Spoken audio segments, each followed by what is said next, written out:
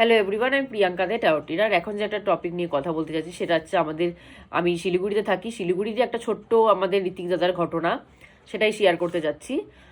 ঋত্বিক দাদা আমাদের এখানকার একজন, আমি যে মন্দিরের সাথে কানেক্ট আছি, ভক্তিনগর মন্দির, সেখানেরই এক ঋত্বিক দাদা। তারই একটা ঘটনা বলতে চাই। রিসেন্ট তার একটা ঘটনা ঘটেছে, তো সেটাই বলতে চাই। ওনার হেলমেটটা ভেঙে গেছিল।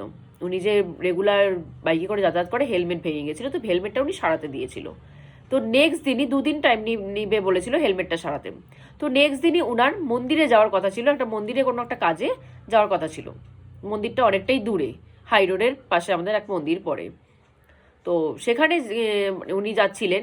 তো উনার ওয়াইফের যে মেয়েদের যে ছোট হেলমেটগুলো হয় না, জাস্ট মুখটা ওপেন থাকে, জাস্ট মাথাটা, ওই মানে হেলমেট পরে উনি ঘর থেকে বেরোচ্ছিলেন মন্দিরে যাওয়ার জন্য।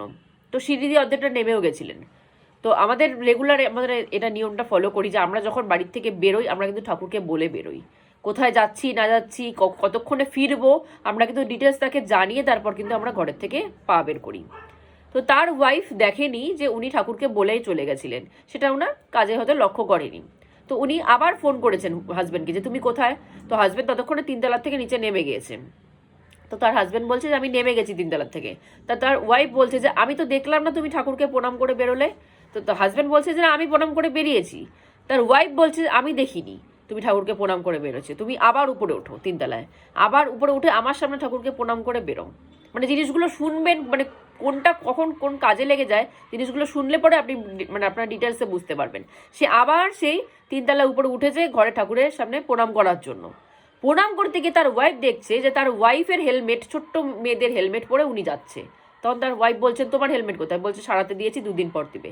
তখন তার ওয়াইফ বলছে এই হেলমেট পরে তুমি যাবা না, এই ছোট হেলমেট, এটা কোনো রকম মানে কোনো কাজেরই না, জাস্ট শো হেলমেট, এটা পরে তুমি কেন যাচ্ছ?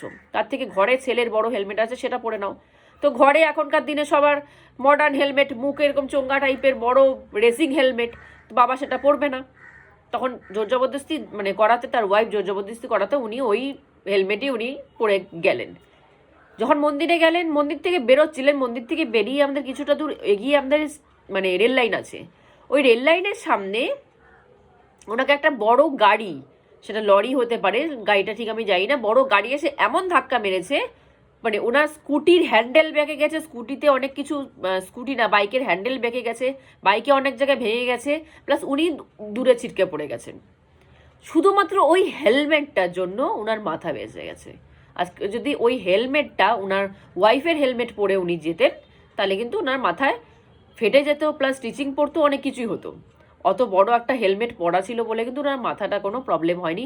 পায়ে জাস্ট সামান্য আঘাত লেগেছে, রক্ত জমা হয়েছে, কোনো কাটা ছেঁড়া এক ফোঁটা ব্লাড মানে ব্লিডিং হয়নি, জাস্ট রক্ত জমা হয়ে গেছে, আর কিচ্ছু না। তো উনি সৎসঙ্গে এসে যখন জিনিসটা বললেন, আর এরকম জিনিসটা মানে আমাদেরই ফট করে মাথায় ঢুকলো যে কাশ উনি সেদিনকার 3 তলা থেকে নেমে গেছিলেন, ওনার ওয়াইফ যদি ওনাকে আবার কল করে না ডাকতেন, তাহলে ওই ওয়াইফের ছোট হেলমেটটা পরেই উনি মন্দিরে চলে যেতেন। অ্যাক্সিডেন্ট হওয়াতে কী অবস্থা হতো, ওই ছোট হেলমেটে কোনোই কাজ দিত না। মানে এটা আমাদের ভক্তি বলা চলে, যে আমরা যখন বের হই আমাদের ঠাকুরকে বলে বেরোই। আর উনার ওয়াইফেরও কতটা ভক্তি যে উনি দেখেনি যে উনার হাজব্যান্ড ঠাকুরকে বলে অলরেডি বেরিয়েছে, উনার চোখে সেই জিনিসটা পড়েনি বলে উনি আবার হাজব্যান্ডকে ফোন করেছে, আবার 3 তলায় উঠিয়েছে, উনার সামনে প্রণাম করে বেরোতে হবে। প্রণাম করতে উপরে উঠেছেই বলে মানে মানে উনার ওয়াইফের চোখে পড়েছে বলে জিনিসটা উনি হেলমেটটা চেঞ্জ করেছেন। যদি ওয়াইফ না ডাকতেন তাহলে ওই হেলমেট পরেই চলে যেতেন। মানে আমাদের ঠাকুরের যে কত অশেষ কৃপা, কোথায় কোথায় দিয়ে কিভাবে কিভাবে উনি আমাদেরকে রক্ষা করে যাচ্ছেন, কিভাবে বাঁচিয়ে যাচ্ছেন, এইটুকু জিনিসও উনি আমাদের লক্ষ্য করেন, যে এইটুকু জিনিস দিয়েও যেন আমাদের আঘাত না লাগে, আমরা কষ্ট না পাই, এতটা উনি আমাদেরকে ছোটোখাটো বিষয় পর্যন্ত কেয়ারিং করে রেখেছেন। তো আজকে এই ঘটনাটাই বলার ছিল। তো আজকে আমাদের এখানেই স্টপ করছি। জয় গুরু।